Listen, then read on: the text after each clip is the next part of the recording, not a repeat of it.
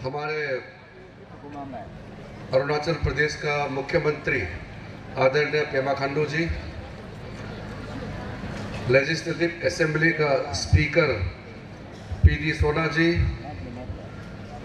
प्रदेश का home minister Mamang Felix जी, sitting MLAs Kento जिनी जी, न्यामर करवक जी, हमारे Bharatiya Janata party का उम्मीदवार आलो वेस्ट से तोपिन एते जी, बासर असेंबली कॉन्स्टिट्यूंसी से Nyabi Tirchi ji, former minister West Siang campaign committee chairman Doye Ado जी, चेयरमैन बायोडाइवर्सिटी ताइक गोय जी, हमारा फॉर्मर कमिश्नर इंफॉर्मेशन का गुमजुम हैदर जी, डिस्ट्रिक्ट प्रेसिडेंट मिंतो एते जी, और हमारे यहाँ सीनियर लीडर्स बहुत बैठे हुए हैं। असिकितो सोरा एक्स एमएलए बैठे हैं, बहुत सीनियर हमारे पंचायत के और समाज में सेवा करने वाले काफ़ी यहाँ चर्चित चेहरे आए हुए हैं। पार्टी का हमारा युवा मोर्चा, महिला मोर्चा के और उनके जो टीम कैप्टन डिस्ट्रिक्ट प्रेसिडेंट मिंतो एते जी, जितने भी पूर्ण प्रार्थी आज के इस आलो का रैली में आए हुए मीडिया के बंधुओं और हमारे समर्थक जितने भी आज यहाँ आए हैं और टेलीविज़न न्यूज़ चैनल के माध्यम से जो सुनने वाले सिर्फ वेस्ट सियांग ही नहीं बल्कि हमारे लेपा राधा डिस्ट्रिक्ट के सियांग के खास करके रुमगोंग काइंग साइड से पेसिंग जबलू मबुक से और आगे शियोमी से भी काफ़ी लोग यहाँ आए हुए हैं। मैं सबसे पहले अपने ओर से यहाँ के तमाम आज के इस रैली में आए हुए सबको प्रणाम देना चाहता हूँ। मोपिन फेस्टिवल का अभी जो ख़त्म हुए हैं उसके लिए शुभकामनाएं भी देना चाहता हूँ। आप लोगों को बहुत सा नया चीज़ मुझे बताने का नहीं है। मेरे लिए ये आलो या जो अनडिवाइडेड वेस्ट सियांग डिस्ट्रिक्ट है ये कोई नया नहीं है। यहाँ के लोगों के लिए और मैं आपस में एक दूसरे को नई चीज़ बताने का नहीं है। मेरे बारे में आप लोग सब अच्छी तरह से जानते हैं और आपके बारे में भी मुझे पूरा अपना एक्सपीरियंस के तौर पर पूरा आइडिया है, मुझे मालूम है। चुनाव आने की वजह से आज आपको फिर से कुछ बातें मुझे जरूर शेयर करना है। 2014 में जब मैं पहली बार मिनिस्टर बना और मेरे जिंदगी में पहली बार मैं सरकार में भाग लेने का मौका मिला है। मेरा सारा लाइफ ऑपोजिशन पार्टी में, मेरा स्टूडेंट जमाने से लेकर के कई साल तक तो पॉलिटिकल पार्टी में काम करके हमने ऑपोजिशन पार्टी में काम किया। 2004 में आप लोगों ने मुझे एमपी बना करके एक ऑपोजिशन एमपी के तौर पर मैंने पार्लियामेंट में जितना भी काम किया वो आप सबको मालूम है। तो 2014 में जब मैं मंत्री बना, मैं आलो में आकर के उस समय आपको बताया और आपका पुकारा भी था कि मेरा जिम्मेदारी बदल गई है। मैं जब एमपी रहते समय और एमपी बनने से पहले गांव-गांव हम जाते थे, घर-घर घुसते थे, लोगों से मिलते थे। उसके वजह से आप लोगों ने प्यार मोहब्बत से मुझे एमपी बनाया और जब सरकार में आने के बाद जिम्मेदारी बढ़ जाता है। भारत सरकार का मंत्री होने के नाते मैं सिर्फ एक प्रदेश या एक लोकसभा क्षेत्र तक सीमित नहीं रख सकता है। जब आप बड़ा नेता सीनियर लीडर बनता है तो आपका जिम्मेदारी बढ़ता है, तब जाकर के आपको पूछेगा, तब जाके आपको लोग मानेगा कि ये देश सेवा कर रहा है और आपको भी अच्छा लगेगा कि आपका एमपी सिर्फ अपना ही जगह नहीं बल्कि आप पूरा देश को सेवा कर रहा है। इसलिए आप लोगों को मैंने रिक्वेस्ट किया था कि 2014 के बाद मेरा लगातार गांव-गांव आना, मैं चाहता हूं कि मुझे आना चाहिए लेकिन समय ही साथ नहीं देगा, मेरा जिम्मेदारी बढ़ गई है। तो उस जमाने में मुझे तो पूरा याद है, यहाँ एक एक गांव, एक एक डेरे में मेरा मीटिंग हुआ है, हर एक लोगों से मेरा मुलाकात हुआ है। लेकिन सरकार में आने के बाद धीरे धीरे मेरा जो जिम्मेदारी है वो हमारे राज्य के सरकार के पास, यहाँ के लोकल एमएलए और लोकल जो लीडर है पंचायत के, उसके ऊपर में जिम्मेदारी किया है। इसलिए मैंने रिक्वेस्ट किया कि मेरे बिहाफ से आपको ही जनता को बताना होगा कि जिस आदमी को आपने एमपी बनाया वो देश सेवा में लगे हुए हैं, यहाँ भी आते रहेंगे, मगर पहले की तरह आने का संभावना नहीं है। इसलिए आज आपके बीच में आया तो कभी कभी एक दो बातें मुझे सुनने को मिलता है। मैंने जिंदगी में कभी भी किसी के बारे में खराब नहीं सोचा और खराब शब्दों का प्रयोग नहीं किया। आपने सुना होगा इतने साल तक, अब ये मेरा चौथी बार, 4 बार लोकसभा का टर्म का मौका है और इस बार मिला के टोटल 5 टाइम्स लोकसभा चुनाव में लड़ने जा रहा हूं। और मैंने कभी भी अपना भाषण में, ये आपको रिकॉर्ड में भी आप देख सकते हैं, सिर्फ आलो में नहीं, कहीं भी मैंने मेरे खिलाफ जो चुनाव लड़ता है उसके बारे में एक टिप्पणी तक मैंने कभी नहीं किया। मैं सिर्फ हमेशा यही बात कहता रहा कि मैं आपके लिए क्या कर सकता हूं, अरुणाचल प्रदेश के लिए मेरा योगदान क्या रहेगा। मैंने इसी पे फोकस किया है। नीतिगत पर कांग्रेस पार्टी के जो कमियां हैं उसके बारे में मैंने जरूर बोला है, क्योंकि कांग्रेस पार्टी ने 60 इयर्स तक हमारे देश को चलाया है और हम लोग जब छोटे थे तब से लेकर के कांग्रेस पार्टी ने ही शासन किया है। इसलिए जो भी कमियां कांग्रेस पार्टी की ओर से रहा है मैंने उसके बारे में जरूर बताया, लेकिन कभी भी मेरे खिलाफ चुनाव लड़ने वाला प्रतिनिधि, मेरा जो ओपोनेंट कैंडिडेट के बारे में कुछ नहीं कहा। इसके बावजूद कभी कभी कुछ बातें मुझे सुनने को मिल रहा है, इसलिए मैं एक दो बात जरूर जवाब देना चाहता हूं। ये लोकतंत्र है, डेमोक्रेसी है, और डेमोक्रेसी में अगर मेरे खिलाफ दुष्ट प्रचार करेगा, झूठे बातों को यहाँ फैलाएगा, तो मुझे क्लियर करना बहुत जरूरी है। सबसे पहले मुझे ये सुनने को मिलता है आलो में भी और कई जगह में कि किरेन रिजिजू को आप लोगों ने 3 बार एमपी बनाया, 3 बार एमपी बना के आपको क्या मिला है बोलता है।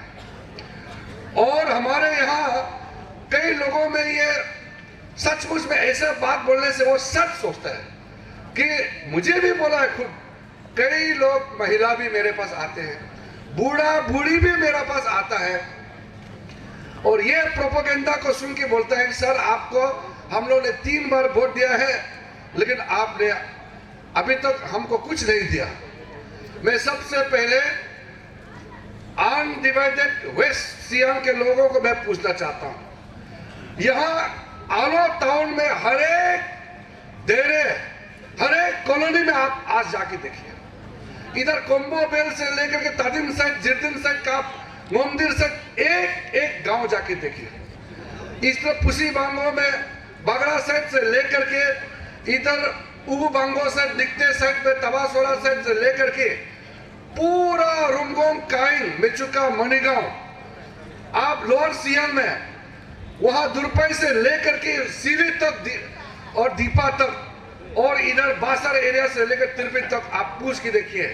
आप अगर ढूंढेगा हर एक गांव में किरेन रिजिजू का निशाना जरूर खड़ा है। वहां कोई ऐसा गांव नहीं है, आपने कभी सुना है क्या कोई एमपी का किसी गांव में निशाना है? आपने कभी सुना है क्या? ये हमसे पहले भी आपने कभी सुना नहीं है कि एमपी गांव गांव तक स्कीम पहुंचाता है। लेकिन मैं आपको आज आपके सामने में खड़ा करके मैं सीना ठोक के बोल सकता हूं कि हर एक गांव में मेरा निशाना है। और इधर आलो टाउन में भी आप हर एक कॉलोनी में जाके देखिए मेरा निशाना है। इसलिए मैंने 2019 का बात बोला है और सीएम साहब ने मुझे रिक्वेस्ट किया कि भैया आपका जिम्मेदारी बढ़ गया है, अब आप ये एमएलए वाला काम आप नहीं कर सकता है, कॉलोनी कॉलोनी घूम के आप अगर करते रहेगा तो देश का नेता नहीं बन पाएगा। आप सीनियर लीडर बन चुके हैं और आप हमारा यहाँ लोकल एमएलए का काम को एमएलए को ही करने दीजिए। पूरा जिम्मेदारी के साथ मैं इस प्रदेश का मुख्यमंत्री होने के नाते आपका संदेश को हमारा एमएलए टीम के साथ मिलकर के, हमारा पंचायत के साथ तालमेल करके लोगों तक हम पहुंचाएंगे। इसलिए 2019 के बाद कुछ इंपॉर्टेंट प्रोजेक्ट छोड़ के स्टेट गवर्नमेंट का जो भी काम होता है वो एमएलए का देख-रेख में काम होता है। मेरा समय नहीं होने की वजह से मैंने जिम्मेदारी राज्य सरकार के ऊपर में छोड़ा है। दूसरा मुझे पूछना है कि किरण रिजिजू ने भारत सरकार में मंत्री होकर के क्या दिया है। कभी कभी मुझे दुख भी लगता है कि जो झूठ बोलने वाला तो बोलता है, लेकिन उस झूठ को सच मानने वाला लोग भी कभी कभी निकल जाता है। जब गांव से बूढ़ा बूढ़ी आता है, मैं आपको एग्जांपल देना चाहता हूं। मणिगांव हमारा ये अनडिवाइडेड वेस्ट सियांग का सबसे बैकवर्ड एरिया में से मणिगांव को माना जाता है।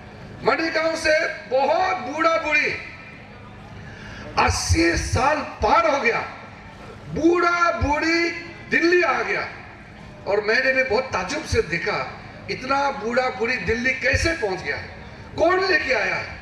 वो तो मालूम नहीं है ट्रेन में कैसे चलना है, प्लेन में कैसे चलना है, उसको मालूम नहीं है। तो बताया कि उनका वहां से एक स्टूडेंट दिल्ली में पढ़ता है, उसने मदद करके और उसको पैसा दे करके ट्रेन टिकट काट के दिल्ली में आया। तो मेरे घर में आया, मैंने पूछा है कि ठीक है आप दिल्ली तक इतना मुश्किल से आया है, हमको अब क्या बोलने के लिए आया बताइए।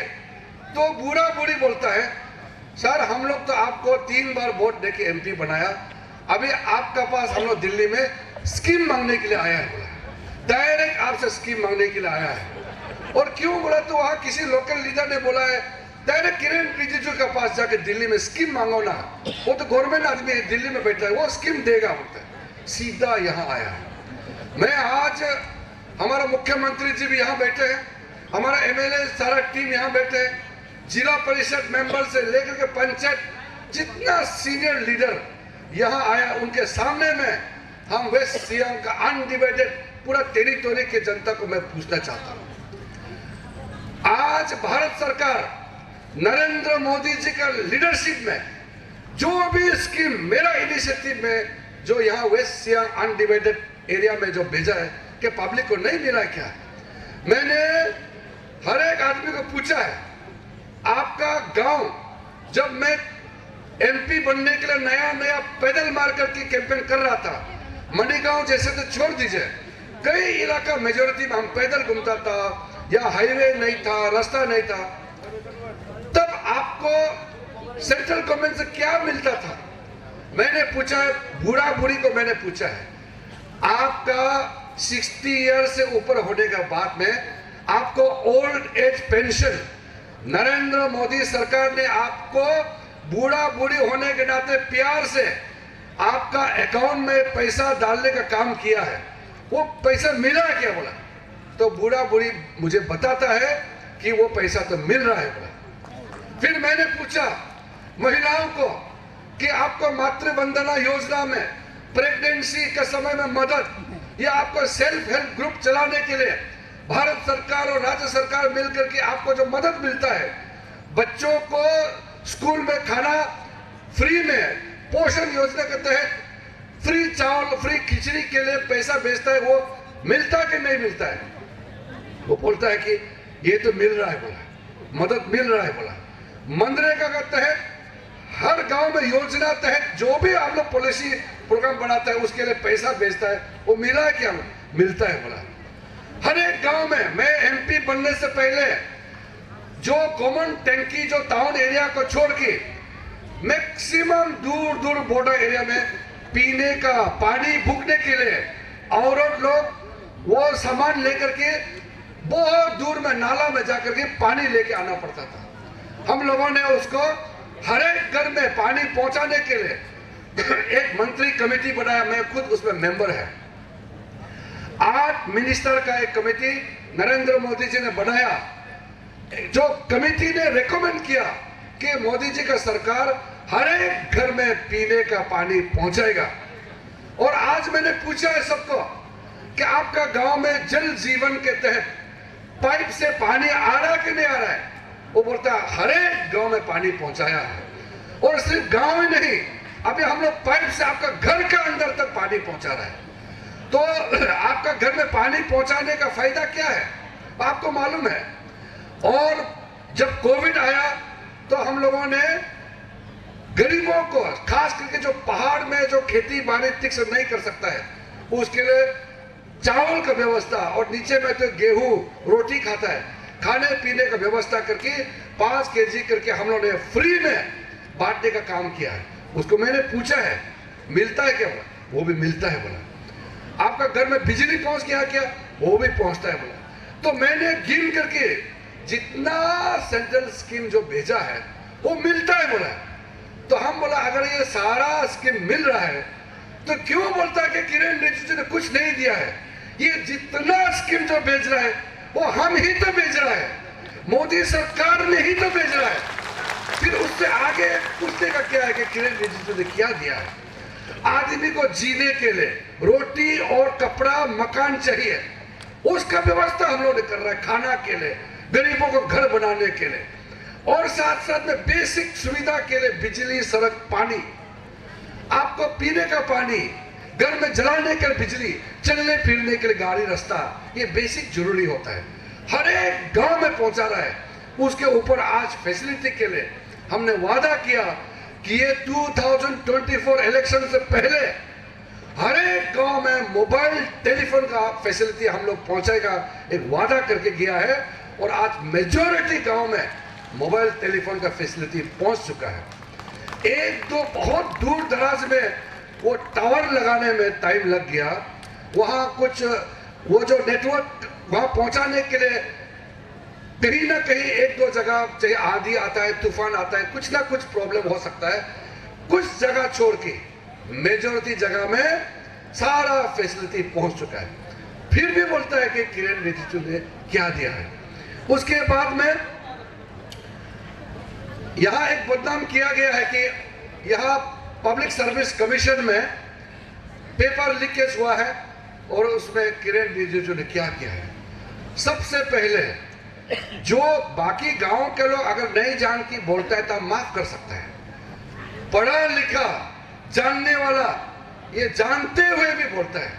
पब्लिक सर्विस कमीशन जो होता है वो चीफ मिनिस्टर के अंदर में नहीं होता है, अपॉइंटमेंट गवर्नमेंट जरूर करता है, गवर्नर के माध्यम से उसका ओथ टेकिंग होता है, लेकिन कमीशन बनने के बाद वो कमीशन किसी सरकार का अंदर में काम नहीं करता है, वो ऑटोनोमस होता है। वहां नौकरी कैसे देना, एग्जाम कैसे कंडक्ट करना, टोटली इंडिपेंडेंट है, उसमें गवर्नमेंट कुछ नहीं कर सकता है। और हम लोगों ने बहुत उम्मीद के साथ कमीशन कॉन्स्टिट्यूट जो किया, उसी कमीशन के अंदर में पेपर लीकेज हुआ है। और ये फर्स्ट टाइम नहीं है, पहले में तो ओपनली नौकरी भी बिक्री करता था। आज पूछिए, आज यहाँ में काफी रिटायर्ड ऑफिसर लोग भी बैठा है, उस जमाने में नौकरी पैसा देकर के नौकरी खरीदता था, ये सबको मालूम है। लेकिन कमीशन बनने के बाद, पेमा खांडू सरकार बनने के बाद, जो नीचे ग्रेड का स्टाफ के लिए स्टाफ सिलेक्शन बोर्ड बनाया, और फर्स्ट क्लास ऑफिसर के लिए Arunachal Pradesh public service commission के माध्यम से अपॉइंटमेंट होता है।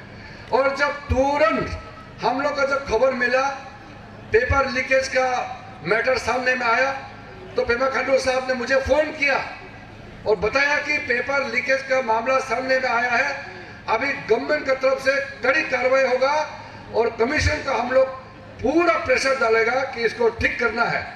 और जैसे मैंने कहा, कमीशन गवर्नमेंट के अंदर नहीं होता है, फिर भी पेमा खांडू साहब ने कमीशन के पूरा मेंबर, मैं ये नहीं कहता कि कमीशन में हर एक मेंबर ने चोरी किया है, लेकिन क्योंकि बदनाम हो गया है, इसलिए कमीशन का जितना मेंबर है, आप लोग मॉरल ग्राउंड में रिजाइन करना है। और सारा कमीशन के मेंबर चीफ मिनिस्टर के रिक्वेस्ट में सब लोग ने रिजाइन किया है, और जो जो उस पब्लिक सर्विस कमीशन के अंदर में काम करने वाला जिसका खिलाफ कुछ ना कुछ सबूत आया है, सबको अरेस्ट किया और सबको जेल डालने का काम ये पेमा खांडू सरकार ने किया है।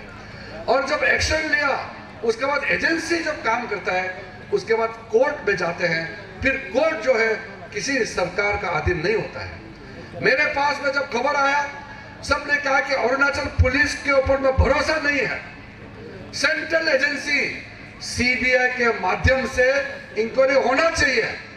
तो मैंने उस समय में इस देश का कानून मंत्री था, सीबीआई डायरेक्टर को मैंने खुद बोला है कि आप Arunachal Pradesh public service commission का जो घपला हुआ है उसको छोटा मोटा केस मत सोचिए। स्टेट गवर्नमेंट ने रिकमेंड किया है, आप इसको एक्सेप्ट कीजिए और इसको केस रजिस्टर करके आप तहकीकात कीजिए। तो सीबीआई के पास में हजार केस आता है, उसमें वो मुश्किल से 5% केस रजिस्टर कर सकता है, उसका भी लिमिटेड होता है। बाकी स्टेट का एसआईटी करता है, एसआईसी करता है। लेकिन अरुणाचल का public service commission paper leakage का स्कैम को तहकीकात करने के लिए सीबीआई का पूरा टीम अरुणाचल में आया है और उसका मनी ट्रेल को, पैसा कहाँ पेमेंट हुआ है उसको जांच करने के लिए भी ईडी इन्फोर्समेंट डायरेक्टरेट ने भी केस रजिस्टर किया। अब सीबीआई ईडी केस रजिस्टर करने के बाद स्टेट गवर्नमेंट का एसआईटी साथ में कोलैबोरेशन करने के बाद कोई भी उसमें इंटरफेयर नहीं कर सकता है। अगर मैं उसमें केस को इंटरफेयर करेगा तो फिर केस इंडिपेंडेंट नहीं होगा। नियम नहीं होता है, जब केस जांच होता है कोर्ट में जाता है तो वो इंडिपेंडेंट होता है। और ऐसा मुझे एलिगेशन लगाता है कि किरण रिजिजू ने पब्लिक सर्विस कमीशन का इस मैटर में इंटरफेयर नहीं किया। एजेंसी क्या अपने आप आया क्या? ये किरण रिजिजू है, इसलिए आपका यहाँ में सीबीआई भेजा गया है, इसलिए यहाँ ईडी आया है और इस तरह का यहाँ झूठे बातों को फैला करके बदनाम करने का कोशिश करता है। आपको आज मैं एक दो बड़ा बात मैं बताना चाहता हूँ।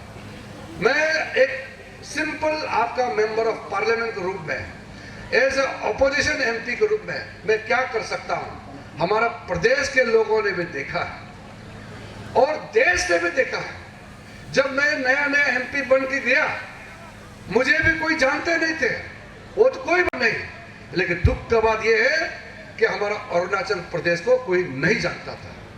हमारा प्रदेश कम लोग हैं, हमारा सिर्फ 2 एमपी है, हमको दुनिया नहीं पहचानते थे।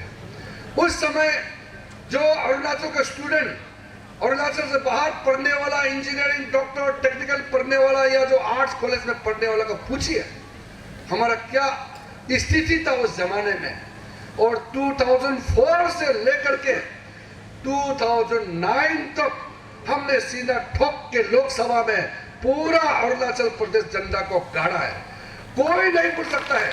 फर्स्ट टाइम पूरा हिंदुस्तान का मीडिया ने वोटिंग करके, मैं अपना आपको नाम लेकर के मैं बहुत इसमें बोलना नहीं चाहता हूं, लेकिन क्योंकि मैं अरुणाचल प्रदेश का प्रतिनिधि रहा है इसलिए अरुणाचल का नाम के वास्ते मैं बोल रहा हूं। आपका एमपी किरण रिजिजू को इंडिया का टॉप 5 मेंबर ऑफ पार्लियामेंट का मीडिया ने ये रिकॉग्निशन दिया है। ये कोई गवर्नमेंट एजेंसी ने नहीं, इंडिपेंडेंट हिंदुस्तान का मीडिया ने मुझे आडवाणी जैसे बड़े नेता का साथ में टॉप 5 मेंबर ऑफ पार्लियामेंट का टाइटल दिया है। तब जाकर के जब आपका एमपी लोकसभा में खड़ा करके बोलता है, दुनिया सुनता है। ऐसे वहां जोकर बनकर के हम वहां ऐसे नाटक करने के लिए नहीं गया, सीरियसली अपना ईमान के साथ अरुणाचल का इज्जत को दुनिया के सामने में देखने के लिए हमने खड़ा किया है और दुनिया ने माना है।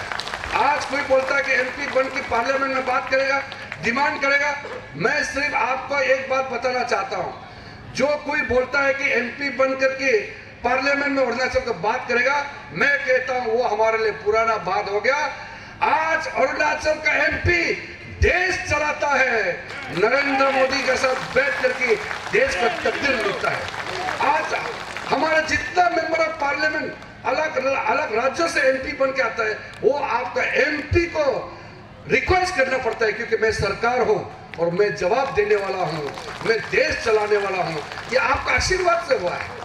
आप एमपी बन के, ये कोई मजाक नहीं है, इसको लोग बहुत मजाकी तरीके से एमपी इलेक्शन के नाम में नॉमिनेशन फाइल कर देगा। डेमोक्रेसी में कोई भी इलेक्शन लड़ सकता है, इसका मतलब ये नहीं है कि आप मर्जी से झूठ बोल के घूमना चाहिए, ऐसा नहीं होना चाहिए।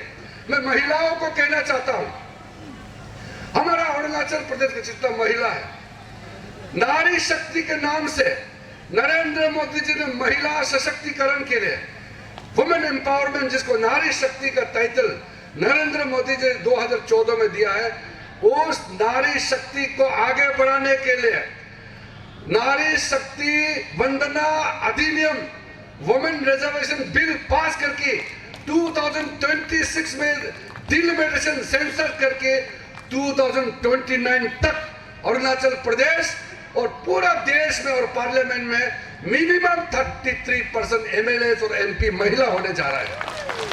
नरेंद्र मोदी जी महिलाओं के लिए इतना सोचने के बाद अगर कोई महिला बीजेपी को वोट नहीं देता है, नरेंद्र मोदी जी को वोट नहीं देता है, तो मन में सवाल होगा, नारी शक्ति के लिए महिलाओं के लिए इतना करने के बाद क्यों वोट नहीं देगा उस पार्टी को? नरेंद्र मोदी को हर एक महिला के आशीर्वाद नहीं देना चाहिए?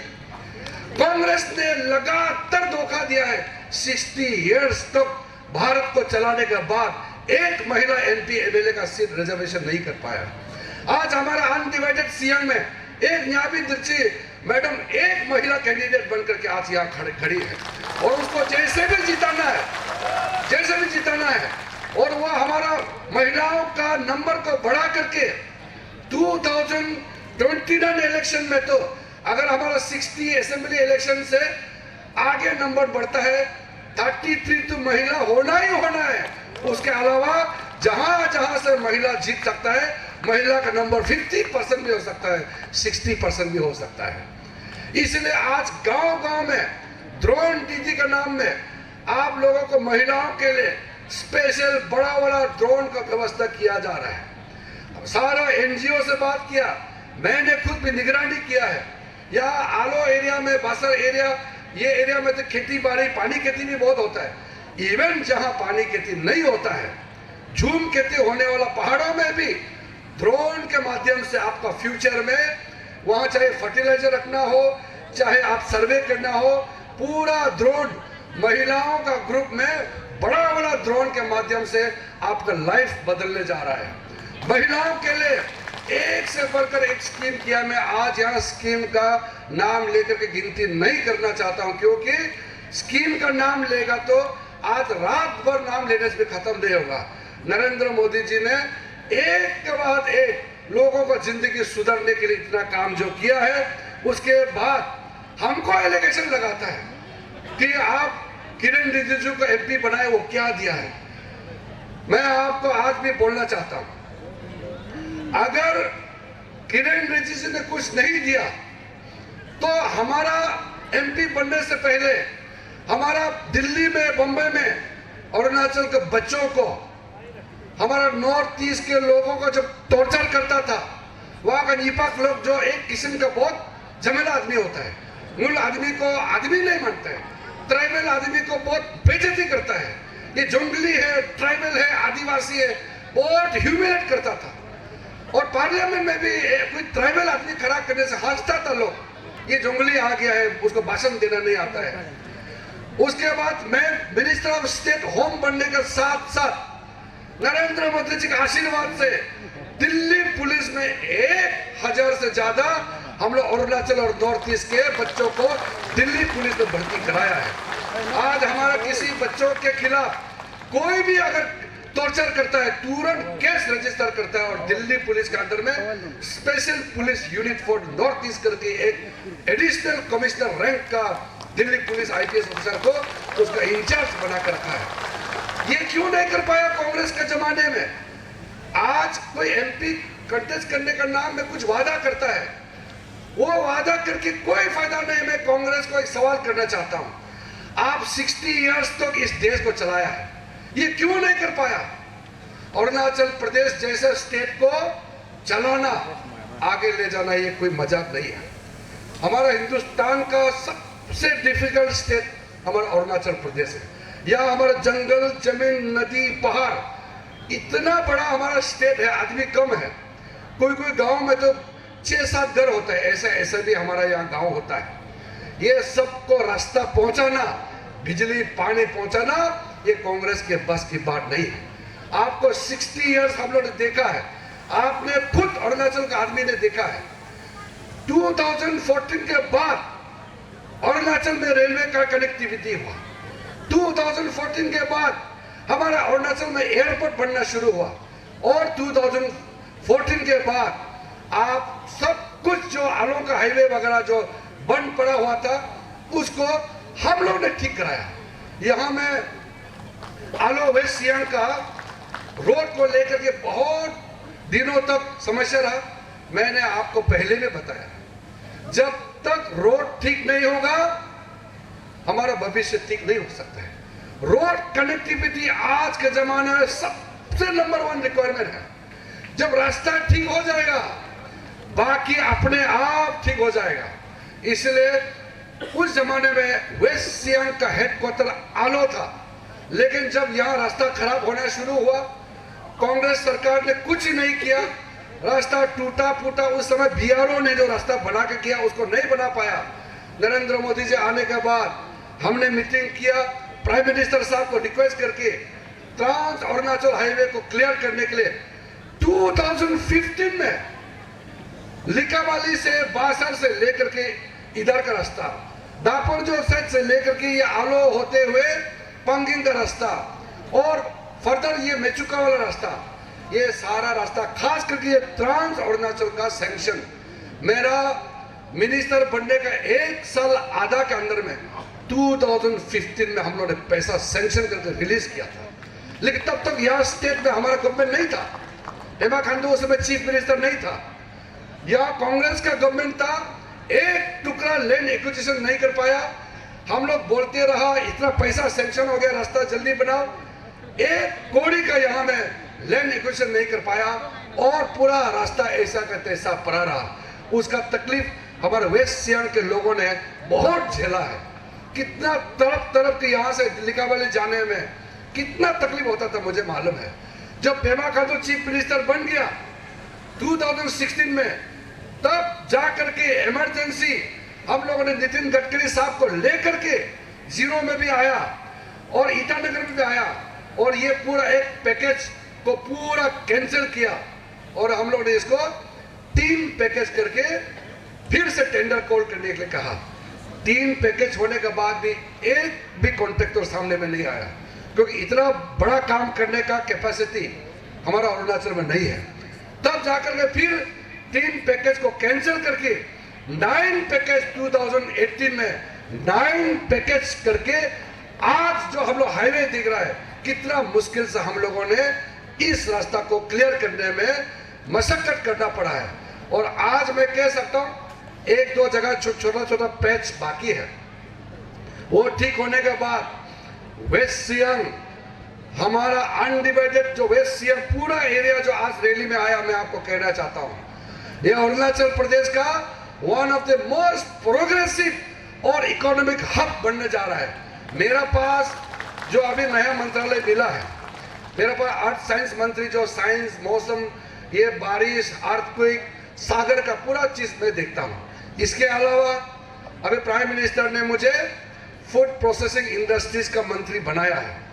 चुनाव का घोषणा होने के बाद भी मैंने अपना पूरा रिव्यू मीटिंग लेकर के मेरा secretary, additional secretary, joint secretary पूरा टीम को बुला करके मैंने डायरेक्शन दे दिया है कि इलेक्शन खत्म होते ही 4 जून को काउंटिंग होने के साथ साथ हमारा अरुणाचल प्रदेश का भी ब्लूप्रिंट रेडी करना है और पूरा देश का भी 100 दिन का ब्लूप्रिंट रेडी करना है। वो भी अभी पूरा लगभग तैयारी हो चुका है।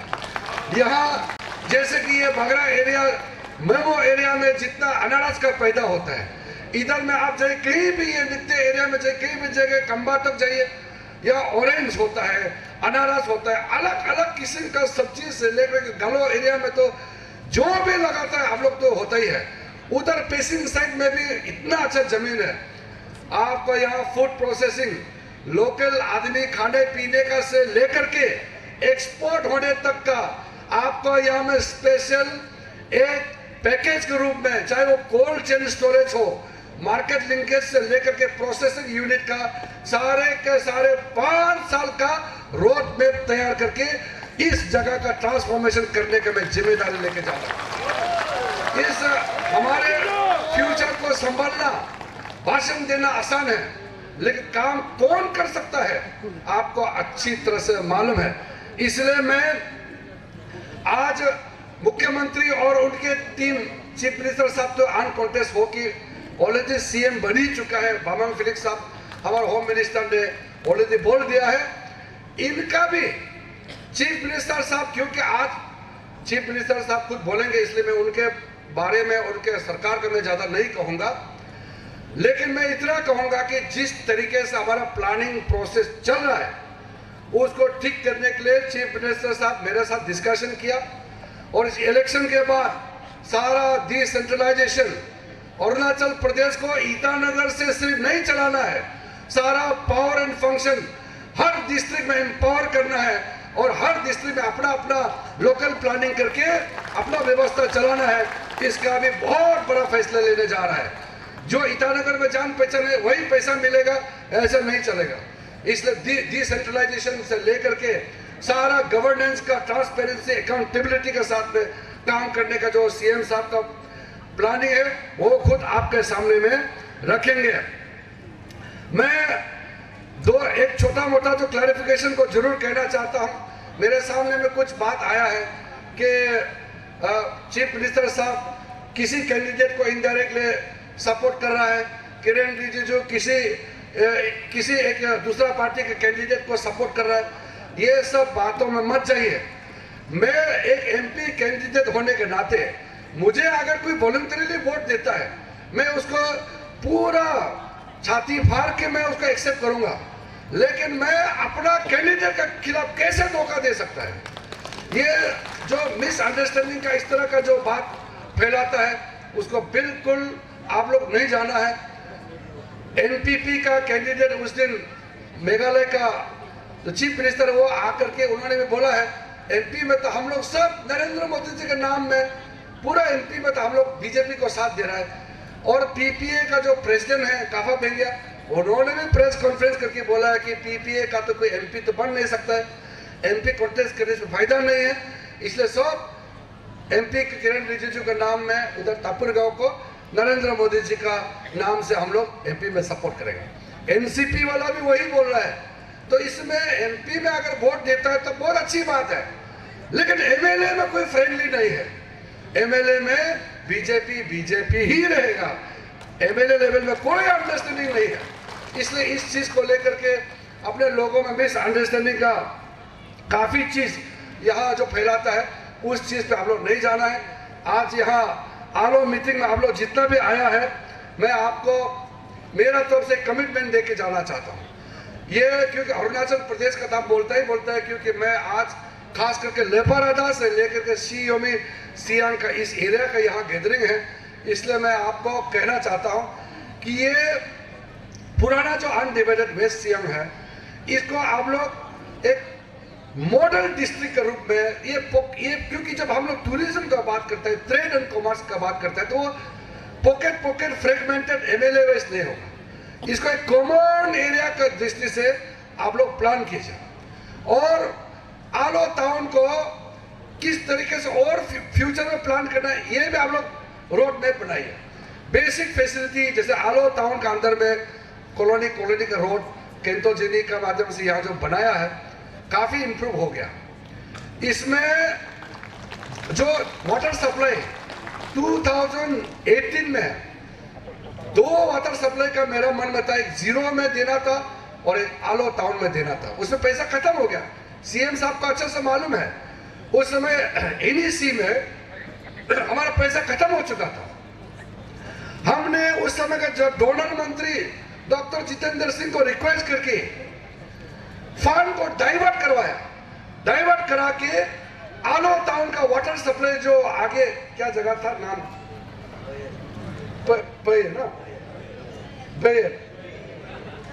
जो पानी का जो सोर्स जहां से आना है और जीरो का पांगे नदी का जो रिसोर्स है, 2 वाटर सप्लाई के लिए सेंट्रल से पैकेज वर्कआउट करके डाइवर्ट करके आलो के लिए जीरो के लिए हमने रिलीज करवाया। बाद में पेमा खांडू साहब ने स्टेट फंड उसमें जोड़ के दोनों वाटर सप्लाई इतना अच्छा से बन गया है और आलो टाउन में जो पीने का पानी का क्राइसिस को हम लोगों ने खत्म कराया। वैसे ही नेक्स्ट फेज में टाउन वाइज जाएगा। मेचुका मणिगांव से लेकर के पूरा जो आपको विलेज वाइज का रोड मैप बनाइए, आपका पैकेज जो भी वर्कआउट करना है मैं करा दूंगा।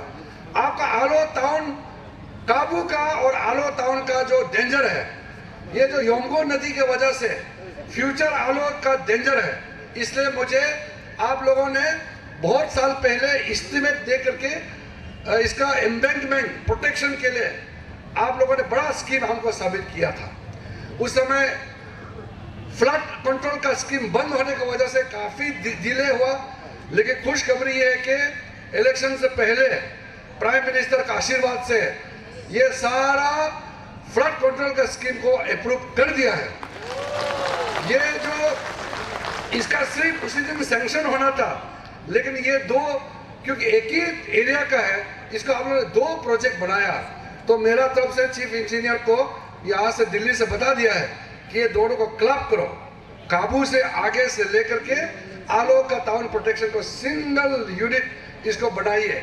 तो ये स्कीम ऑलरेडी एक्सेप्ट करके ये अप्रूव हो चुका है, अभी सिर्फ सैंक्शन होना बाकी है और टेक्निकल पेपर के लिए रुका हुआ है। उसी प्रकार से मैं स्कीम का नाम गिनती नहीं करूंगा, चाहे यहाँ अलग अलग ब्रिज बनाने का ये हो, गांव का इंटर कनेक्टिविटी हो, बहुत स्कीम है। आलो टाउन में मार्केट शेड बनाने के लिए आज भी महिला ग्रुप मेरा पास में आया। इसी प्रकार से जितना भी जो इंडिविजुअल स्कीम है मैं नाम नहीं ले पाता हूँ, लेकिन सारे का सारा रिक्वेस्ट आपका जो भी पेपर है मैंने संभाल के रखा है। और चीफ मिनिस्टर पेमा खांडू साहब के साथ में तालमेल करके हमारा जितना लोकल एमएलए यहाँ जो चुन के आने के बाद तालमेल करके आपका एक एक स्कीम का हम पूरा करेगा। सिर्फ ये है, यहाँ तो ऑफिसर तो नहीं है, ये पॉलिटिकल रैली है, इसलिए आज ऑफिसर नहीं है, लेकिन आपके माध्यम से मैं कह रहा हूँ और इलेक्शन खत्म होते ही अरुणाचल स्टेट गवर्नमेंट का हर एक ऑफिसर, डिप्टी कमिश्नर से लेकर के लाइन डिपार्टमेंट का जितना ऑफिसर को हम कहना चाहते हैं, अभी से जो भी स्कीम, सेंट्रल गवर्नमेंट का स्कीम या स्टेट गवर्नमेंट का स्कीम जब भी डिस्ट्रीब्यूट करेंगे, पब्लिक को पहुंचाएंगे, लोकल एमएलए, लोकल जिला परिषद, पंचायत लीडर के साथ तालमेल करके, और हमको भी कॉपी देना है और पब्लिक को बताना है ये स्कीम देने वाला कौन है। तब ये सवाल नहीं करेगा किरण रिजिजू ने क्या दिया है। जब एक एक स्कीम लोगों को पहुंचाएगा, उसमें बताना पड़ेगा कि ये स्कीम किसने दिया है, कितना पैसा दिया है और ये स्कीम लाने में कितना मशक्कत करना पड़ा है, ये बताना पड़ेगा। नहीं तो स्कीम मिल जाता है, फिर जो देने वाला को पूछता नहीं है। इतना मेहनत से हम दिल्ली से स्कीम लाता है, फिर हमको ही पूछता कि किरण रिजिजू ने क्या दिया है। मर मर के काम करने के बाद बदनाम लेके घूमना तो ये अच्छा बात नहीं है ना। इसलिए जितना भी सो स्कीम बांटने वाला एजेंसी जो है, इम्प्लीमेंटिंग करने वाला जितना भी डिपार्टमेंट है, सबको बहुत कड़ा एडवाइस हमारी तरफ से आज दे रहा है। लेकिन चुनाव होने के बाद, सरकार बनने के बाद इसको हम लोग इम्प्लीमेंट करेंगे। इसलिए मैं बहुत ज़्यादा समय नहीं लेना चाहता हूँ, मेरा पास इतना और पॉइंट है, पूरा बोलेगा तो बहुत टाइम लग जाएगा। अभी लगभग 11:30 हो गया, चीफ मिनिस्टर साहब को भी बोलना है, इसलिए मैं आप लोग आज इतना लोग यहाँ आया है, आप लोग सिर्फ इतना ही ध्यान में रखिए, आपका वोट नुकसान नहीं होना है। किसी को 5,000 सिर्फ वोट मिलना है, नाम का कॉन्टेस्ट कर रहा है, उसका आप वोट देगा, आपका वोट जो है वो सोच लो ये योमगो नदी सियांग नदी में फेंक दिया जैसे हो जाएगा, आपका वोट नुकसान हो जाएगा। आपका एक एक वोट आपका फ्यूचर तकदीर बदलने के लिए काम आना चाहिए। मैं आपका फ्यूचर के रूप में यहाँ खड़ा हूँ। आज मैं देश दुनिया कहीं भी जाता हूँ, अमेरिका जाता हूँ, जापान जाता हूँ, ऑस्ट्रेलिया जाता हूँ, कहीं भी मैं खड़ा होता हूँ, मैं किरण रिजिजू बोल के खड़ा नहीं होता है, अरुणाचल प्रदेश का चेहरा बन के मैं खड़ा हूँ। हमारा अरुणाचल प्रदेश को अगर पहली बार आजाद हिंदुस्तान में कैबिनेट मिनिस्टर बन करके हमारा देश को सेवा करने का मौका मिला है, तो ये नरेंद्र मोदी जी की वजह से ये मौका मिला है। कांग्रेस पार्टी इतने सालों तक शासन किया, minister of state, deputy minister, वो भी इनसिग्निफिकेंट छोटा डिपार्टमेंट दे के रखता था। चौकामन गोहाई से लेकर के डॉक्टर दाई एरिंग के जमाने से लेकर के हमसे पहले आशी जारबम गामलिन तक जितना भी एमपी बनाया है, ना कैबिनेट मिनिस्टर बनाया है, ना कोई क्रिटिकल पोर्टफोलियो दिया है। मैं लास्ट में एक एग्जांपल दे करके मेरा भाषण समाप्त करना चाहता हूं। हम लोगों का बहुत रेस्पेक्टेड लीडर आज इस दुनिया में नहीं है। तोमो रिबा साहब को मैं बहुत इज्जत करता हूं। हमारा देश में ऐसा नेता बहुत कम है जो बहुत ऑनेस्ट और बहुत अच्छा लीडर है। मैं तोमो रिबा साहब को बहुत इज्जत करता हूं। तोमो रिबा साहब का साथ मेरा एक एक्सपीरियंस हुआ। मेरा पिताजी का दोस्त था। मेरा पिताजी जब प्रो टाउन स्पीकर बन करके सबको ओथ दिलाए 1978 असेंबली में, तो मैं ईटानगर गया। ईटानगर तो था नहीं उस समय, नाहरलगुन में मैं बहुत छोटा था। तोमो रिबा साहब को मिला।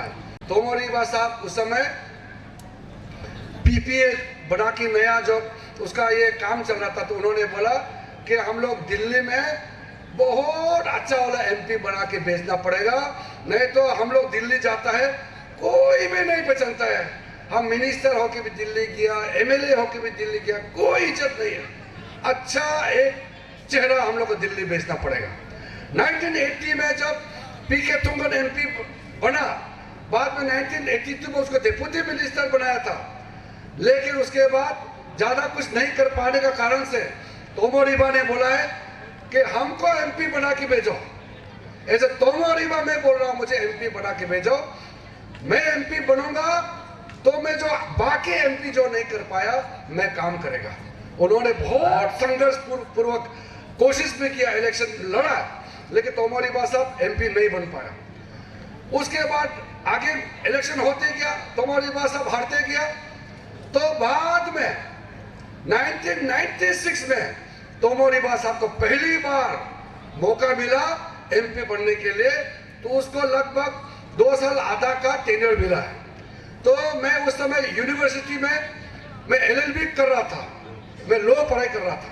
लॉ पढ़ाई खत्म करके मैं वापस अरुणाचल आने के लिए मैं सुप्रीम कोर्ट, हाई कोर्ट में प्रैक्टिस करेगा बोल के तैयारी कर रहा था। मैंने जिंदगी में सोचा नहीं था कि मुझे इलेक्शन लड़ना पड़ेगा। तो मैंने तोमो रिबा साहब को पूछा कि अंकल, आप तो पहले एक जमाने में बोलता था कि आप एमपी बनने से पूरा पार्लियामेंट में हिलाएगा, अरुणाचल का नाम रोशन करेगा, तो अभी तो आपको तो इतना दिखाई नहीं देता है, तो आपने इतना बड़ा बड़ा वादा किया था, क्या हुआ? तो बोला, भाईती किरण मत बोलो, बोलता है ये पार्लियामेंट में हम नया नया एमपी बन की बोलने के लिए बहुत कोशिश किया, कोई भी नहीं सुनता है, बोला सुनने वाला ही नहीं है। इतना झमेला है ये पार्लियामेंट, निपाक लोग इतना झमेला है, दूसरा का बात सुनता ही नहीं है, इसलिए आजकल हम गुस्सा से पार्लियामेंट जाना भी छोड़ दिया, बोलते हैं। ये ऐसा है, मामूली नहीं है। लोकसभा में चमकना यहाँ बड़ा बड़ा बात करने से नहीं होता है, वहाँ अलग लेवल में आपको जाना पड़ता है। इसलिए मैं तोमो रिबा साहब का एग्जाम्पल इसलिए दिया क्योंकि तोमो रिबा साहब ऑनेस्ट आदमी था, सचमुच काम करना चाहता था, लेकिन माहौल ऐसा है, दुनिया का सबसे बड़ा लोकतंत्र हिंदुस्तान है, और उस हिंदुस्तान का लोकसभा जहां 140 करोड़ का प्रतिनिधि लोकसभा में बैठता है, उस लोकसभा में जब आप खड़ा करके भाषण देता है तो दुनिया सुनना चाहिए। तो दुनिया सुनने के लिए आपको भी उस लाइक का बात करना चाहिए। आप वहां हल्का पलका बात करेगा, कोई नहीं सुनेगा, क्योंकि एक से बढ़कर एक है, एक से बढ़कर एक लोकसभा का प्रतिनिधि करके वहां अपना अपना जगह का बात करता है। नरेंद्र मोदी जी भी एक लोकसभा का एमपी है, अमित शाह भी एक लोकसभा का एमपी है, लेकिन वो बड़ा नेता क्यों हुआ? कि उसमें देश को सेवा करने का क्षमता है, दुनिया का सामने में सीना ठोक के अपना देश का बात कर सकता है। इसलिए आज नरेंद्र मोदी जी दुनिया का सबसे लोकप्रिय प्रधानमंत्री बन चुका है।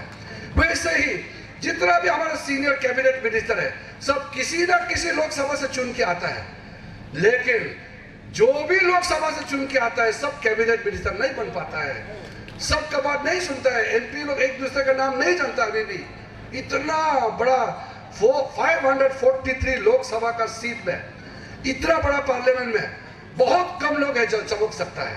इसलिए मैं आपको फिर से अपना वादा करके जाना चाहता हूं, मैं सिर्फ किरण रिजिजू बोल के कभी भी खड़ा नहीं होता हूं। मैं जब अकेला था, मेरा साथ में ना चीफ मिनिस्टर था, ना एमएलए था, मेरा साथ में कोई गवर्नमेंट नहीं था, कोई कॉन्ट्रैक्टर नहीं था, तब हजारों अरुणाचल लोगों ने मेरा साथ खड़ा करके मुझे एमपी बना के भेजा है। इसलिए मैं जहां खड़ा होता हूं, मैं एक आदमी होकर नहीं बोलता हूं, मैं पूरा अरुणाचल का 15 लाख आदमी का आवाज को अपना ताकत बना करके मैं बोलता हूं। इसलिए मेरा आवाज को कोई नहीं दबा सकता है।